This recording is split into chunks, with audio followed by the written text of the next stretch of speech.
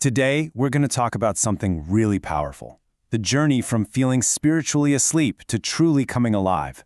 And it's more than just, waking up. It's about a total restoration. So, let's get into it. All right, let's just jump right in with a pretty direct question. I want you to take a second and honestly ask yourself, are you spiritually asleep? Maybe not in every area, but in some part of your life. I know, it's a big question, but being honest about it, that's where any real change begins. So to even answer that, we gotta know what we're talking about, right? What does slumber even mean in this context? Well, think of it like this. Slumber is being stuck. It's inactivity, feeling sluggish, just idle. But life? Life is the total opposite. It's got evidence. It means you're growing, you're functioning, you're changing. One is completely static and the other is super dynamic. And hey, if you feel like you're in that slumber state, it is so important to know you are not the only one. Seriously, we all can end up there. And it can happen for a million reasons, can't it? Things like disobedience, sure, but also just the crazy pressures of life, or a deep disappointment you can't shake. Maybe it's emotional baggage you've been carrying, or even a sense of oppression. Any one of us can find ourselves in that spot. So, here's the absolute key. The first, most important step is just acknowledging it. It's about looking at where you are, truly seeing it, and saying, okay, this is my reality right now. No judgment, just honesty.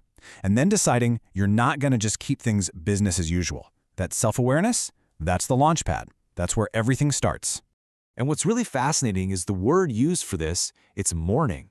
Now that sounds heavy, right? But it's not about despair. Think of it more as a blessed state, a kind of godly sorrow over where you found yourself. And that specific feeling is what actually opens the door to being comforted, to being restored. Okay, so to really grasp this whole process of restoration, we're going to look at this incredible, vivid picture from the book of Ezekiel. It's a vision that starts in what looks like the most hopeless place imaginable, a valley just full of dry bones. I mean, try to picture this. The prophet Ezekiel is shown a scene, and it's not just a few bones. It's a whole valley. A vast open space, and the entire floor is just covered with human bones. It's this incredibly stark, chilling picture of death on a massive, massive scale. And they weren't neatly arranged either. They were just scattered, thrown about everywhere, totally disconnected. So this isn't just about death. It's about chaos, complete and utter disarray. There's no structure, no connection, just the broken apart remnants of what used to be. But here's the detail that really hits you. The bones were completely dried out. This is crucial. It means this wasn't a recent death. Life was long, long gone. Every last bit of moisture, any sign that life had ever been there, it was all gone. This is absolute, undeniable finality. It's as dead can be. And right there, in the middle of this scene of total death, God asks Ezekiel a question. The question that just hangs over this whole valley. Can these bones live again? I mean, from our perspective, from any human standpoint, the answer is no way. It's impossible. This situation is so far beyond anything a person could ever fix. But, and this is the amazing part, the story doesn't end there in that hopeless valley. It makes this incredible pivot. God starts to reveal the solution, this divine two-part plan for bringing life out of what looks like absolute, irreversible death. The first command is so cool. Ezekiel is told to speak directly to the bones. Not his own ideas, not his own encouragement, but to speak a prophetic message straight from God. This is the catalyst. This is the tiny spark that's about to start this impossible reversal. So here's how it unfolds. It's a two-step process. First comes the word. As Ezekiel speaks God's word, you hear this crazy rattling sound. Bones start flying together, finding their match, skeletons form, and then they're covered with muscle and skin. You have bodies, but that's only part one.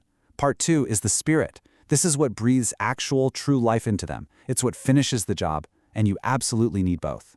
And this is such a critical point. After that first step, you've got fully formed bodies. They look perfect. They have structure, they have everything they need, except they have no breath. They're not alive yet.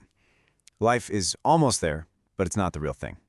It just shows us that true restoration happens in stages. So then comes the second command.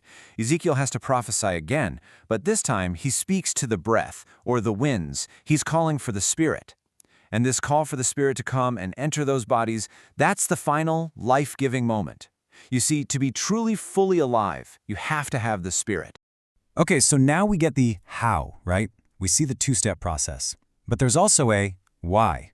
And this is huge. The vision doesn't just end with a bunch of people standing around happy to be alive. Nope, it ends with a purpose. And this outcome is just, wow. When the breath of life finally entered them, they all stood up on their feet. But it wasn't just a crowd of people. The text says it was a great army. The transformation wasn't just about becoming alive. It was about becoming something with a mission. And really, this is the main takeaway.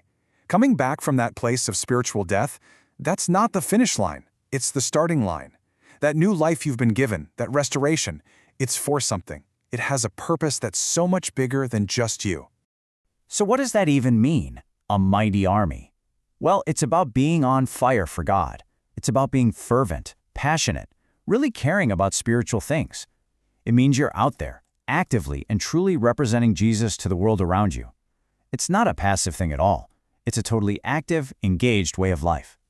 And this purpose isn't some abstract idea. It's meant to be seen. It's about letting your light, that new life in you, shine so brightly that other people can't help but notice. They see it in your actions, in your good works, and all of it points them back to God. Your personal journey of restoration has this incredible public purpose. So we're going to end right back where we started, with a question, but it's different this time.